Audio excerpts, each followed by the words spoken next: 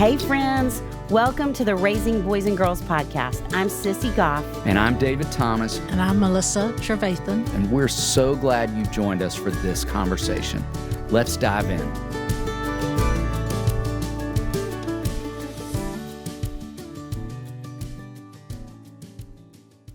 Dr. Chip Dodd has spent his entire career guiding thousands of professionals and their families through the struggles of their lives and into the lives they were created to have. In 1996, he founded a treatment center in Nashville, Tennessee called the Center for Professional Excellence, CPE, and spent the next 22 years serving as its executive director. CPE was a powerfully effective treatment center that helped thousands get recovery of their hearts. Since selling CPE, Chip has worked in private practice doing consulting, mentoring, speaking, counseling, as well as writing. His first book, The Voice of the Heart, was published in 2001. This seminal work teaches the importance of feelings as tools and gifts that can assist us in living fully.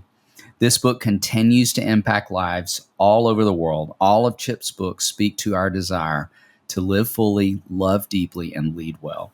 Chip married his high school sweetheart in 1983. They have 2 grown sons and 2 daughters-in-law. They currently live in Middle Tennessee. We are thrilled to share conversation with an old friend and someone we respect, Dr. Chip Dodd.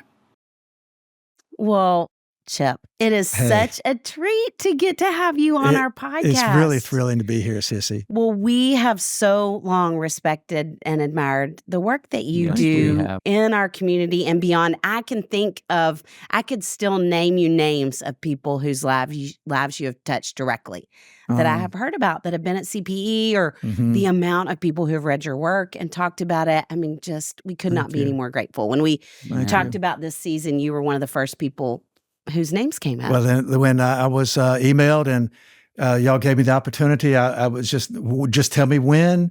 I'll cancel whatever is necessary, and we'll make sure we do this. So I'm really thrilled to be here because I respect y'all and can return the compliment to you guys. So I receive it and also give it. So thanks for what you're doing. And we got to meet on a podcast through Crosspoint. Yes, but y'all met in a much more fun way. I mean, the podcast was fun. We love Crosspoint. Yeah, but it was less business. Yeah. We've been friends for a long time. We met decades ago through a mutual friend and ended up whitewater rafting together. We spent our first day of being together for a full day. Yeah. Whitewater rafting, having a great dinner at the end. We both are alive, didn't break any bones. The guy, I remember you, I remember Stephen. We went to High Point, ate at a restaurant. But I remember the guide, if I'm not mistaken, kept saying, I could throw any of y'all off the boat anytime I want to. Why are you saying that? Why are you threatening us? But y'all are nice guys, so we were all nice, so he said y'all could drown. I'm like, okay, well, I don't want to drown. I don't even know these guys. I don't want to drown with them. But it was a good day. I was thinking about that yesterday. It was fun. It was a good day. It was fun. That was my first time the whitewater raft, so it was good. Were y'all naming feelings as you were going down? You might have been screaming them. I was having them for sure. I bet with the guy threatening you. Yeah. I was very focused. I wasn't having all that much fun. I was just thinking. Concentrating on, let's get down the river. Yes. And then go eat. Me too. Yes, that's Me good. too. Yeah. Well, will you talk a little bit about your family, yourself, your work? Yeah. Before we really begin? I'm really beginning to see myself as grown and growing still. And, I used to talk about, these 4 realities, and there's one of them is it takes a lifetime to learn how to live. And I am really and truly firmly certain about that being true. To know that we are always needing to grow. Yeah. And so it's taken a lifetime, but I've been married for 41 years. And we married my high school sweetheart, but it took 9 years after high school for me to finally settle with that's the truth. And so we got married and have 2 grown sons. We've been through all of the things that people go through raising children, and they're grown and off doing their things. One's a psychoanalyst, one's a lawyer who has no intention of remaining one. So he's really more of an artist than a business person. But yeah, we've been through life on life's terms, and all the mistakes, all the struggles, and thank God also all the celebrations so far. Yeah. Not grandchildren, but but Not still yet. celebrating living. Mm. So we've had honestly say a really good life, but that doesn't exclude tragedy, of course. Mm. But we can have good lives and also experience tragedy too. So, Yeah. but yeah, it's been a good. I talk like I'm about to go end in my life. It's over. But I mean, 66. I mean, I'm 66, and so I do have a perspective that it's hard for me to really fully grasp. But I've noticed I've been saying to some younger clients like, "So who's your daddy?" Kind of like, and see you kids, 2 30-year-olds. So I'm kidding about that, but yeah, it's I'm really thankful that I have a zeal for the field still. I still have a passion to do what I see myself as being called to do, and I've got no plans to depart and still stay in this world to do what I can. We're so glad. For it, We need you. So, Yes. Yeah, thank you. Yeah. Thank you very much. I was thinking that same thing. Don't lose that zeal or Yeah. passion. I don't think I'm going to. I think that I'm compelled from within. It's not like an external force. It's like more than anything, it's like it won't stop. So I have to keep going, and it pushes my body, pushes my mind, and it's all stored in the heart. So, and it's like literally living what I've been doing and talking about for ever since I rediscovered feelings, honestly. So, yeah, I'm actually, a friend of mine said, the truth is you make lots of mistakes. And I'm like, thank you, I know. But he said, but you live your books, you live your writings, you live what you teach, you live clumsily, but you live, with integrity and authentically. So that's a great affirmation. That is a after great all these years, affirmation. So, yeah. Yeah. So anyway, really glad to cool. be here with you guys. Wow. We're so glad you're Thank you. here. And we are huge fans of your work and excited to unpack some of that in time with you Great. today. And Chip, let's start with the spiritual root system. Yeah. So for folks who may not be familiar, will you talk about what that is and how you've seen that be a vehicle for change and growth? Yeah. The spiritual root system I developed in 1991, really on a napkin. And it was kind of like an assimilation of everything I'd been through, everything I'd been trained in, education. I was just finished up a PhD in counseling, recovery, family, background education, just sort of how I saw the world. But the spiritual root system, simply put, is actually naming the characteristics of the heart and the function of them. That's what it does. And out of that spiritual root system, 8 years later, I ended up writing The Voice of the Heart, the book about feelings, which was really going to be step one of the heart. But it's a rediscovery of how we're made. And rediscovery meaning it had already been discovered, but I just named it again because it had been forgotten in the field of psychology. And as I've looked backwards, field of theology, the field of like function and potential, like high potential success and so on. The heart was left out of really almost everything. I mean, we would refer to it, you got to have heart or you need to green your heart, but nobody knew what they were saying. So through all the research I did and intuition too, I kind of like renamed or labeled what we've been doing, but the heart has 5 characteristics or 5 roots: feelings, emotions. It's not a shocker now, but back then when I did the radio and The Voice of the Heart came out, it's like, it was like crickets. I'm hearing crickets. So feelings, and then feelings take us to having needs. And most of our needs are emotional, spiritual, more than even physical. Then desire, which is a desire to survive, but we also carry in us a desire to thrive. Then we have longings, which I believe are vestiges of that which is eternal in us. When we come into life with eternity in our hearts, according to Ecclesiastes, but we don't live in a place that bears fulfillment of it. So we long for places that we can't have here. We long for a home that is always secure. We long for a justice that's always complete. We long for a safety that is always guaranteed, and we long for peace. And it's not here. However, we still cannot get rid of wanting it and looking for it, and we need to be involved in attempting to go as far as we can with it. We need to focus on justice and so on. And then the last one is hope, which is the eternal flame within us that we're born with. We can't get rid of, we can't foreclose on it, and we can't sell it. I mean, we have to face it and deal with it. But then hope brings us back to having feelings, because hope is wishing for something we don't have, which automatically means that I'm afraid that I may not get it, because we do live in a world where hopes and dreams often get dashed. So if you don't know feelings, needs, desire, longings, and hope, you cannot live a thriving life. And so what I realized when I opened up a treatment center is that we were treating people who were smart, who were tough, and who knew what morality was. And yet their smarts, their toughness, and their morality wasn't giving them recovery. So I remember saying to them, like, look, you have all these gifts and successes, but I'm carrying something you need to get back. You've lost heart. And all of our treatment was about returning to the heart. And then it was like the living proof that the spiritual root system is a dynamic and truly transformative system of simply returning to kindergarten. And most of us, when we leave there, don't want to go back or wish we could stay there. And it's about going back to kindergarten and learning the ABCs again, because we become expert in 1, 2, 3s, the figuring.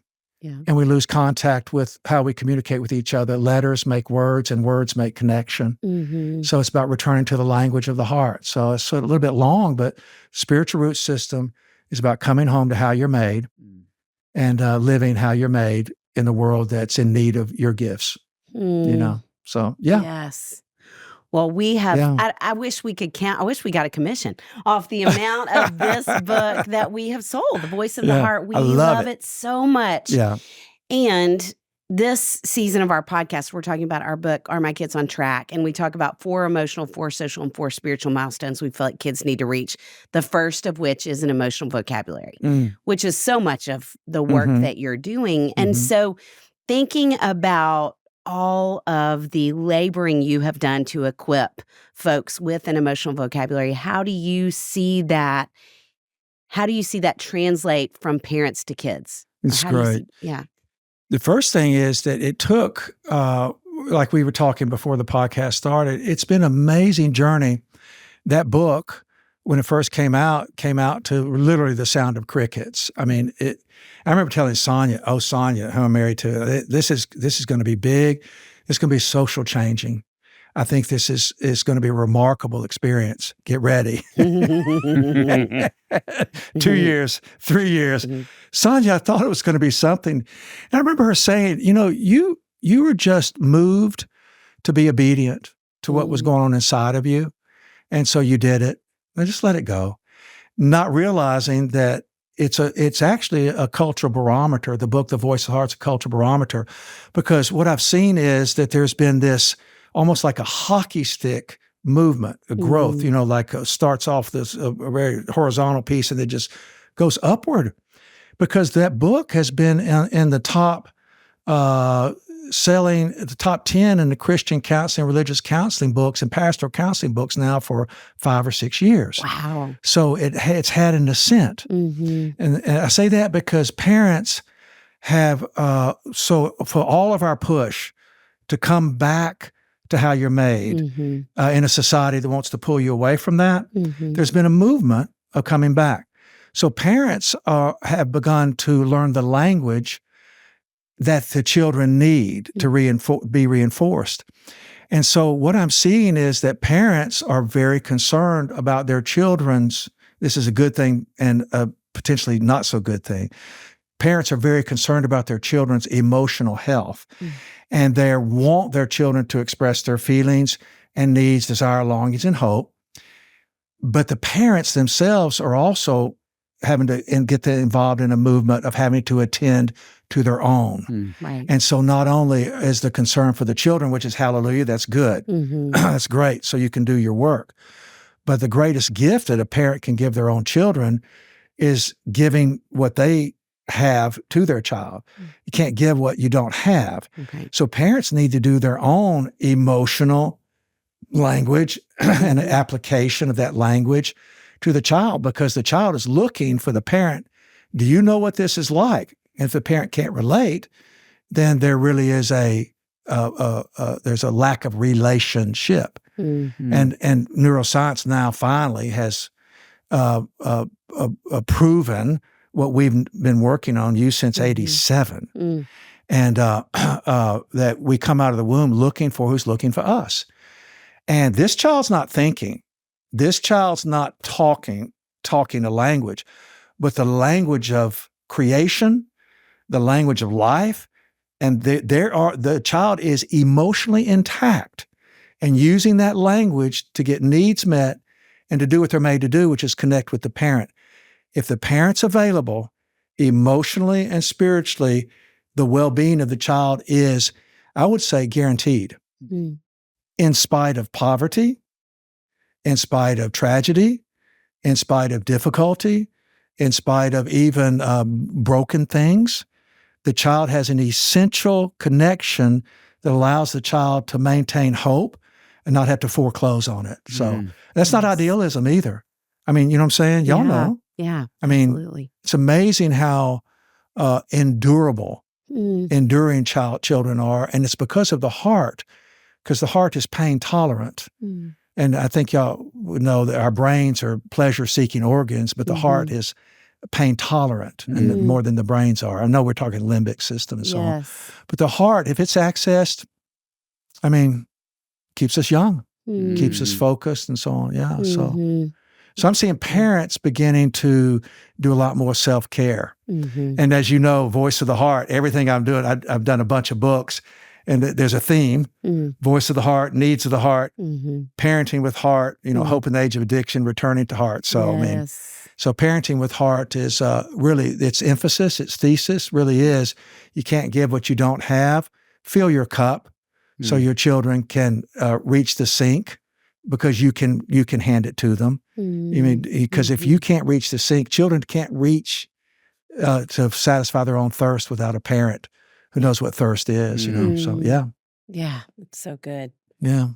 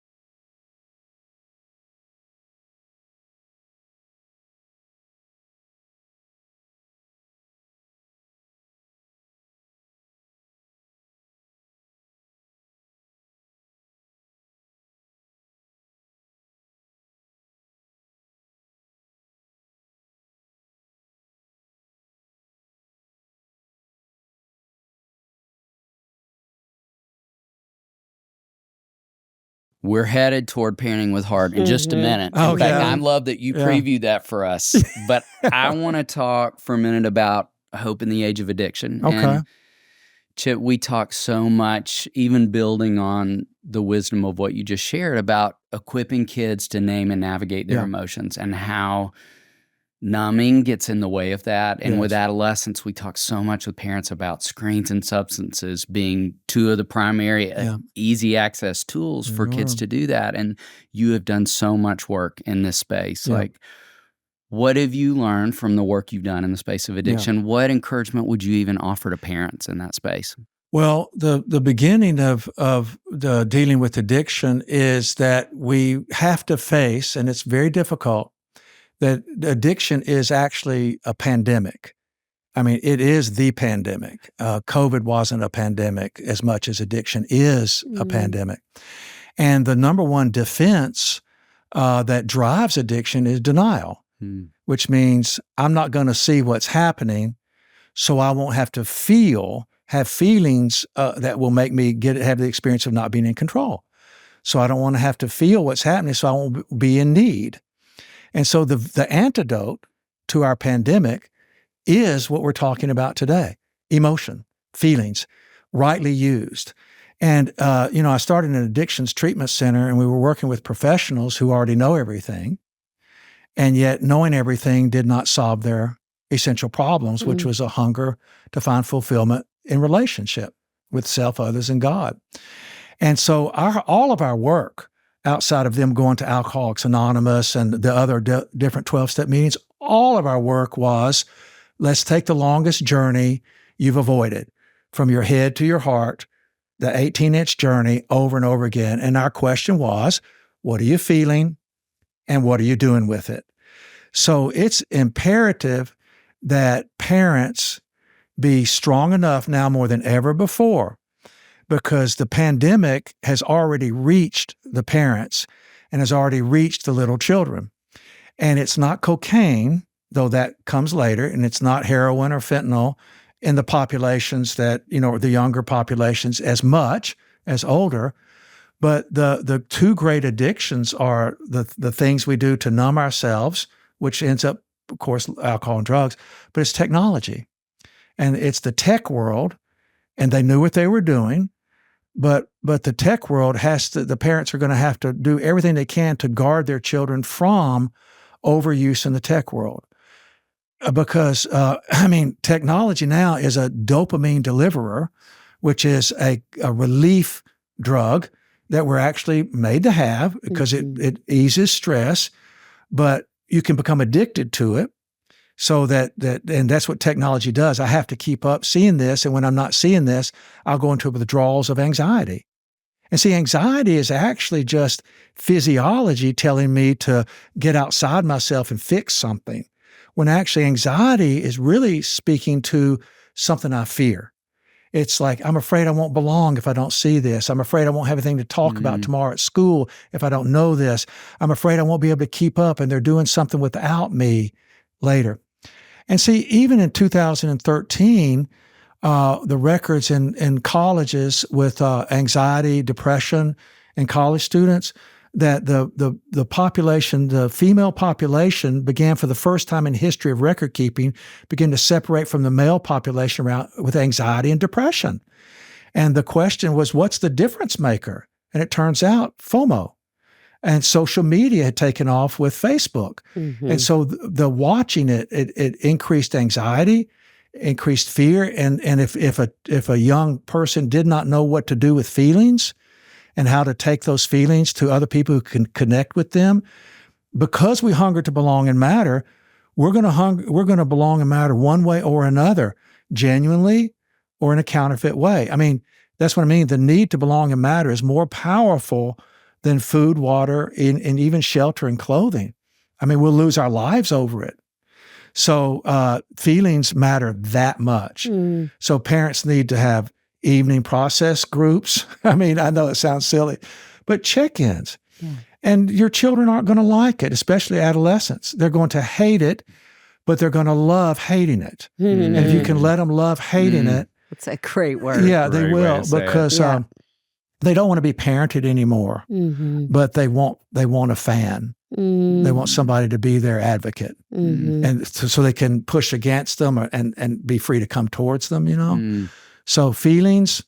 I was saying to somebody the other day that feelings are the answer to everything, because that's the starting point of telling the truth about ourselves. And there are only 8 core feelings, so it's not like you don't have to be a rocket scientist. And so everything that follows feelings is what you're going to do with the truth, how much you're going to lie about it, or how much denial you're in about it. But if you don't know your feelings, you can't live connected to thriving in life. And addiction is waiting to snatch you out of the life you're made to have. And it will start nowadays through technology and screening than ever before. Wow. It's a frightening time in that area. And parents are going to really need to learn the word no. Now we've said yes to feelings. Everybody 35 and under, they're sort of doing feelings with their children now. They're aware of that. But now we have to also add to it, no, no, you're my son. You're not doing it. Guardrails, not restrictions, but guardrails that keep people from going over cliffs. Right. Absolutely. It's a wide thoroughfare, but I want to protect you. Yes. Yeah. I know you hate it. Yeah. But you love to hate it. Yeah. I love to hate it. Yeah. Well, thinking about recovery and your work in that place, I mean, I think we both would agree that counseling parents who have been through some type of recovery, they're just some of the most amazing people we ever met. Wisest, most thoughtful, all of those things. How would you say being in recovery impacts parenting? Going back to the book, The Parenting with Heart, it actually forces, quote unquote, a parent to deal with their own personal problem. And the problem is their own heart. It's not knowing what to do with feelings. That's what addiction is. It's an intolerance for vulnerability, neediness, and feelings. So any recovering parent had to admit that they're just an older child. So, which is the greatest parent in the world, because an older child who's just more experienced can remember what it's like to have been a child. So they can relate to hurt, sadness, fear, loneliness, shame, guilt, gladness, and anger. So, and that's what children are looking for mostly. I mean, I know it's so much more than that, but they're looking, do you know? Do you know? And if you know, are you going to take care of it? And if you tell me you're going to take care of it, then I can go back to attending to where I am, playing with this thing or watching this or building this, because I'm secure with you. So recovering parents, it's a tragedy of shame. Because people who are in denial about addiction will judge the addict as weak or bad or stupid. When actually in the recovery world, we refer to people in recovery as having what is actually needed to thrive. And the reference to other people is they're earth people, meaning they're stuck on the earth. They don't get the spiritual life. They don't get the emotional life. So once a recovering person, continues to battle through toxic shame of potential rejection and judgment and have a group of people to relate to, they're the ultimate parents because they're ultimately capable of connecting and not judging feelings, And recovery is an RE experience, which is relief, redemption, recovering, restoration, replenishment. So, I mean, recovering people get this, give me this day, my daily bread, one day at a time. I mean, they get the long range life and they know limits and powerlessness. And so they're just more available people in recovery. Yeah. and experts at hiding. So they can also pick up on their children like, hey, what's really going on? That's so true. That's so great. Yeah. Yeah, I love that y'all see that, which makes Daystar a place for people looking for life to come. So I love that. Thank you. Love that about y'all. Yeah. Thanks, Chuck. You have talked about Parenting with Heart, which you co-authored with our dear friend Stephen James, in some beautiful ways. Are there any other ways that come to mind when you think about what parenting with heart would look like just in the everyday of life? Yeah, really important because every parent really does desire good for their child, unless they're like just sort of just removed from acknowledging being human, and those people are actually more rare. A lot of people run from being human, but just rejecting being human is pretty rare. But the big thing is, instead of seeing your child as you, see your child as them. I mean, sadly, the old proverb, raise up a child based upon the makeup of the child, and when the child gets old, they won't leave behind how they're made. Turns into mold the child in this shape of a mold, pour them in it, and then they'll pop out in a way that's good for them, which really means just good for the parent. Okay, so that because the parent has control. So get to know your child from the standpoint of their interests, things they delight in, their sort of personality tendencies, introversion, extroversion, and actually follow and help them develop their interests. And that allows them to honestly climb the mountain of their own dreams.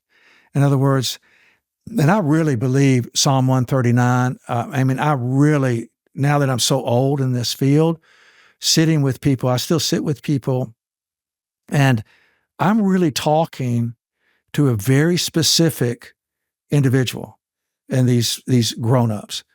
And they were really and truly knitted together in the secret places of the mother's womb by God.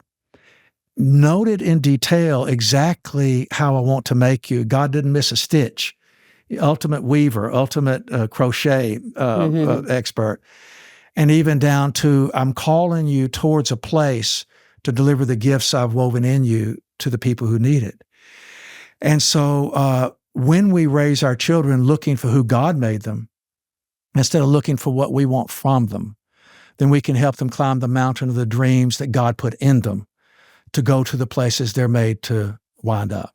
And so a lot of parenting, do I? That's beautiful. Oh, thank you. That. But a lot of parents, it's like finding that child and actually following the child. I mean, you get tutors for all the things that we're, have to do. Well, get tutors for the things that the child dreams about if you can, whether it's sports, chess, Rubik's Cube, art, music. I mean, it goes on and on and on because we're called to create and add to and multiply. And so by the parent knowing the child and helping to develop that's going to take the child a long way and take the child a long way towards learning what it means to grieve and celebrate. Because if you climb the mountain of your dreams, you're going to fall sometimes. I remember my youngest son was finishing college, and he was just so upset. He was so sad. It's just like, I may as well not even be here anymore. And I remember saying, hey, and he tells me, anything I say, Dad, I don't care, just tell it. So this is not breaking any boundaries. But he said, I just may as well just give up. I said, William, listen, you dream big dreams, and you know it and I know it, and you can't help it. So listen, if you're going to fly up pretty high, you got to be prepared to land pretty hard. And so you're going to have some really sad days. He's looking at me like, oh, yeah. Kind of like he hated hearing it, but he's like, it went in him, And he's better about sad days because he hasn't given up on dreaming either, So, yeah. So I think that's one of the things we can do as parents. But the biggest thing is have other parents to help be parents with. I mean, have other grown-ups to refill with so you have something to give your children. Yeah. Thank you. Yeah, thank y'all. Well, we are so excited that you wrote a children's book. We are. How are you feeling today? And we would love for you to talk about what it was like to shift your content into content for kids. Yeah. And also, what are you hoping kids take away? I tell you, I have to thank all the people at Christ Presbyterian Academy because Marcia, who was she retired from there last year, was so instrumental. She kept saying, "You need to write a children's book. You need to write a children's book." And I said, "Marcia, I don't even have time to do what I'm doing." She said, "You're going to write a children's book," and just kudos to her because she pushed it. And then she really was instrumental in getting Christ Press to invest in it because the animation, the artwork is very costly. And they put their money where their dreams were. And so that's Christ Presbyterian Academy's, results that I wrote. And we had to do a feelings list that wasn't so adult-oriented. Right. And for anybody who gets a chance, if you can get that book, that's the list we needed all along. Because it's like hurt is, I just want to get even. And it's like, and healing for hurt is, I just want to be friends again. I mean, it just makes so much sense. Language of kids, sure, yes. And what I hope is for parents and children, parents to read it to children and opens up a conversation because it's repetitive. Like, here's the feeling, and here's what you do with it. You name it, you claim it, you share it, and then you give it to another in God and trust the process of what happens when we do that. And we do that over and over again from now until we're done. And so I'm hoping it can bring parents to the knowledge, children to keeping what they've always had, but also children are reading that book without parents and talking about it. So I think that's been cool. instrumental. I mean, interesting to see that they're just reading what they already know, but they're finding the ABCs of what they already knew, which allow them to tell their parents. And if their parents can receive it, then you have this connection, and connection makes us available to getting help when tough times come. So when we're sucked out into the pandemic of an ocean where we can't get back, that we can cry out for help because we're still intact enough to know where the help comes from. And so if we have homes to go to where heart's being processed, I mean, we know from trauma that something horrible can happen to me down the street. But if I have a home to go to process what just happened, it doesn't become trauma. Because trauma is when our feelings get frozen with no place to go with the pain I've just experienced. And so this book is about having a home to go to. I mean, it can reduce all kinds of future ills. So, and it's just a little children's book. I'm not trying to pretend it's something it isn't, but it is a helpmate for families. So, yeah. And I love the list. Yeah. It's really precious. Huh. That's so And fun. men can use it. Indeed. It needs to be on everybody's refrigerator. Yeah, there you go. Indeed.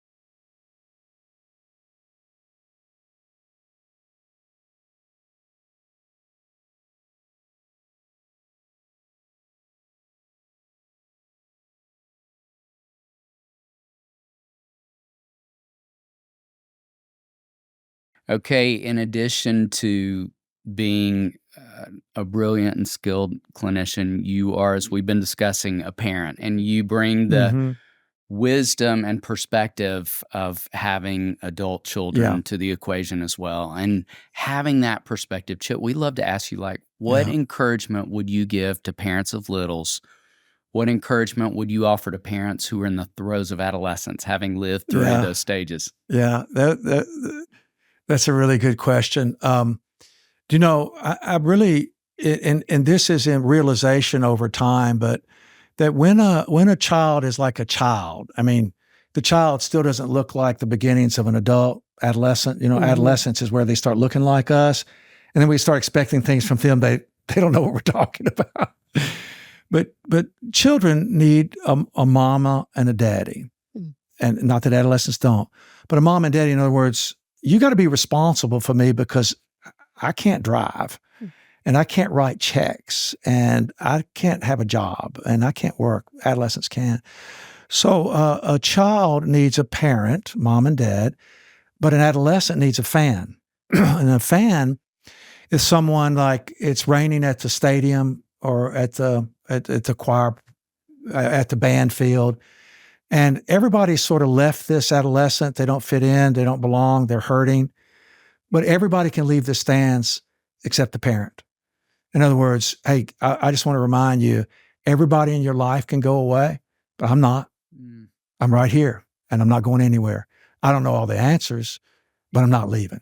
So that is the fan, the applauder, the one who stays with him, no win or lose, because adolescence is a time of shifting seas, winners, losers, friend today, gone tomorrow. It's just crazy. It's like trying to find a place outside the home, even in a healthy home. So, and then the adult needs a friend. But with adolescents, parents, it's really about beginning to let go and appreciate the struggles and relate to the struggles.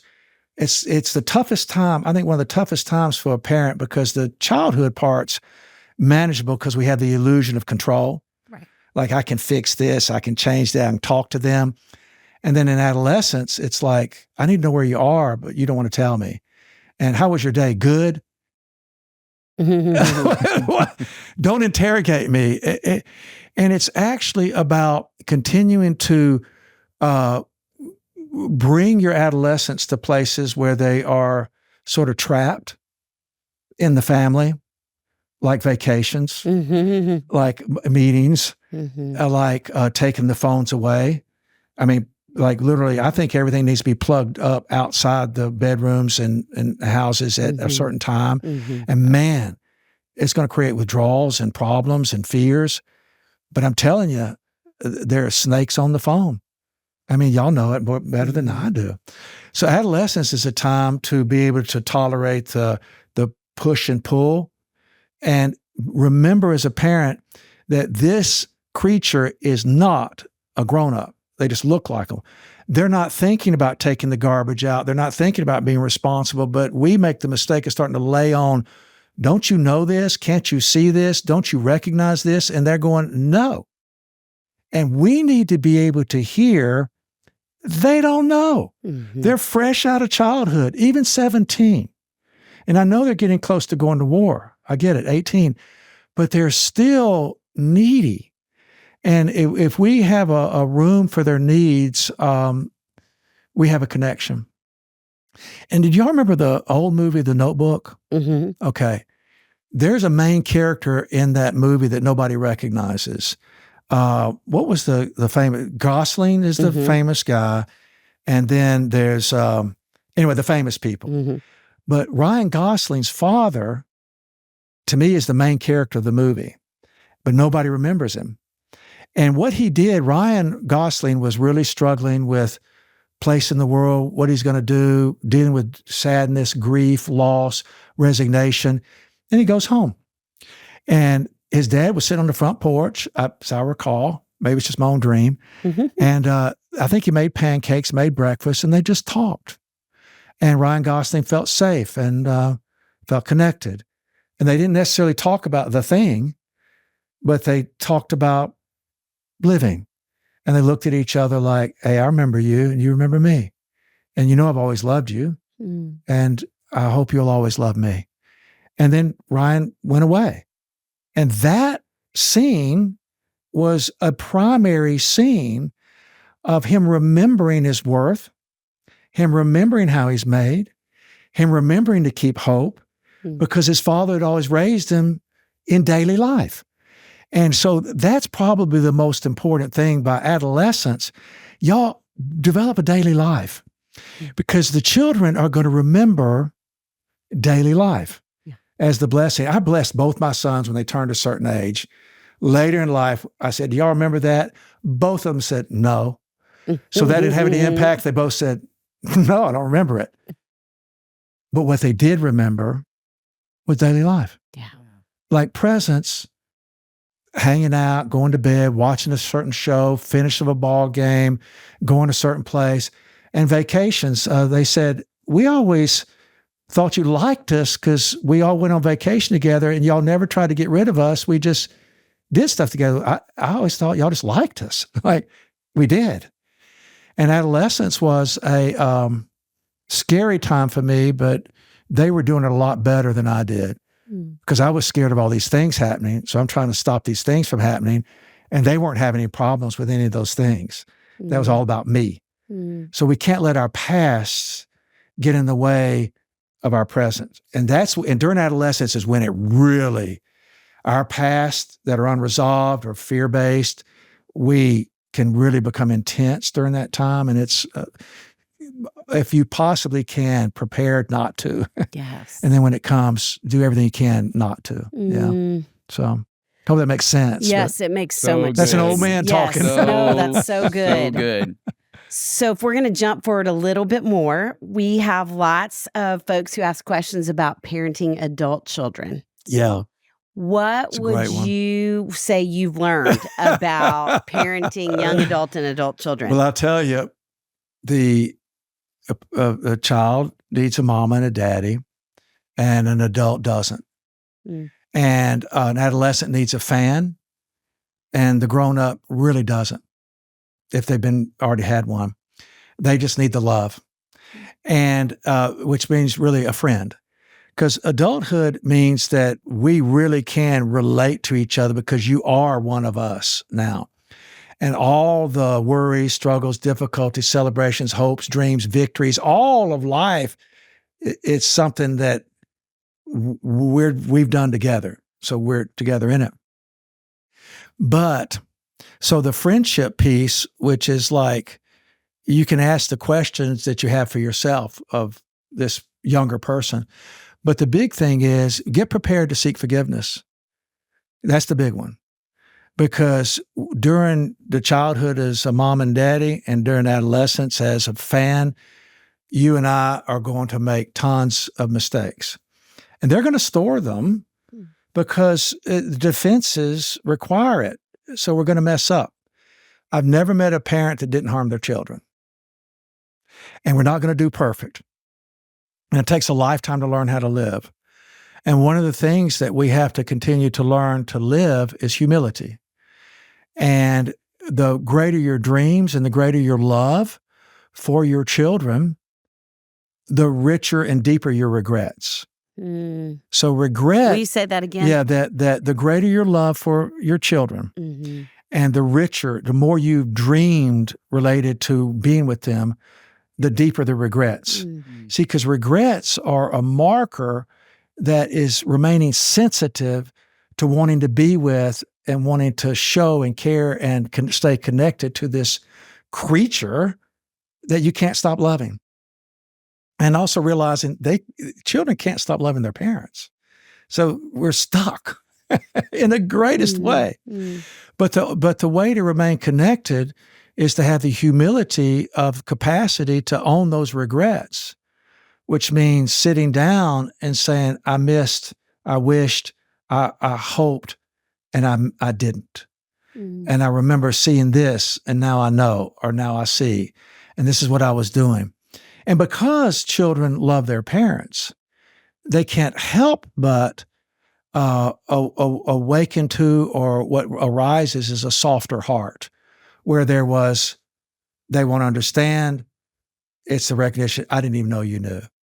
And it's like, oh, you really do love me enough to humble yourself because you want to be with me. And I tell you, if we had, and I don't mean a fake codependent, like, oh, I'm so sorry. But if we had a parent forgiveness movement, and I'm serious, we would have a revival of health and wealth and peace and God connection in this country like you wouldn't believe. Because when I had the treatment center, I'm working with people who did some of the first transplants. Okay, these are like considered the greats, and it was we treated all men. But I would ask every group that would come through, I would say, what will you have paid to have had a daddy, to have had a father who woke you up one night and said, man, let's get some leftovers. We've got barbecue downstairs. Let's go downstairs and eat. And whether girl or boy, you sat down, you ate like cowboys and cowgirls, and, then cleaned up and put in bed. The teenager's going to go to bed with a smile of satisfaction here in heart, not just stomach. What would you have paid to have had a daddy who sought forgiveness or who said, hey, man, I messed that up. I'm sorry. I made that mistake. Well, let's get started again. Who was humble enough to tell you how much he loved you, a lot. And these men, I mean, one of the men we treated, he was the guy that said that Lee Harvey Oswald was dead. I mean, he was in Parkland in his residency, and he declared him deceased. I mean, so these are figures of history. Yes. And I remember this man saying, where's all this been? Where's all this been? But every man, through 20 years, every man said, because I said, I want a financial number. They said, I would give anything. I would pay anything. I would give anything to have had a dad like that. And that's what makes, in the Notebook, that guy the main character. And that's what would make a revival occur for those daddies and those mamas to say, man, I messed this up. And can you forgive me? And the child's like, well, yeah. Yeah. And then that releases the child to thrive and not hide. Yeah. Because if we have to become defensive to be in relationship with our families, then it's something we end up doing just on anniversary times, holidays, and then get out of there. Yeah. That's a tragedy. That's a tragedy. I don't want to end on a tragedy, but it is. But the heart matters. I mean, feelings are the beginnings of the answers to everything. And I mean real feelings. Yeah. And then everything else after that's how to do with it, how to tell it, not lie about it, don't deny it, don't hide it, deal with it. So.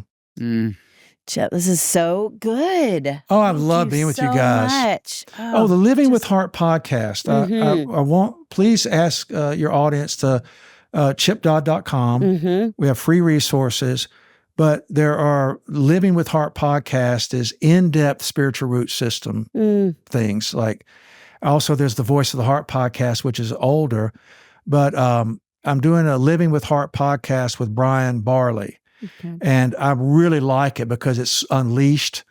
And so we'll go 55 minutes, because I'm my own sponsor. Great. That is great. But I just love being with you guys. And y'all have so much life and love in you for people who need it and people who come to get it. And I really appreciate you inviting me to be here today. It's a joy to be with you. It is. It's so good to see you. Thank you. So for those listening, you're going to listen, you're going to read. You've already dropped the Voice of the Heart in your Amazon cart likely through this conversation if you didn't own it already. And we're going to pause right now and you drop everything this man's written in your cart. And this conversation has been a reminder why. So thank you for saying yes to doing this with us. We have loved every bit of it. Yes, we have. Thank you.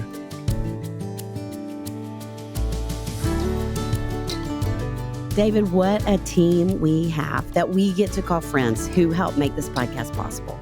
Amanda Young, our operations manager, Chris Starrett, our engineer and producer. Our management team at KCH. And we are thrilled to be a part of the That Sounds Fun network. Our music was created by the insanely talented Dave Haywood of Lady A. And if this podcast felt helpful to you, please consider subscribing, liking, sharing, all the things. We are grateful for you and cheering you on always.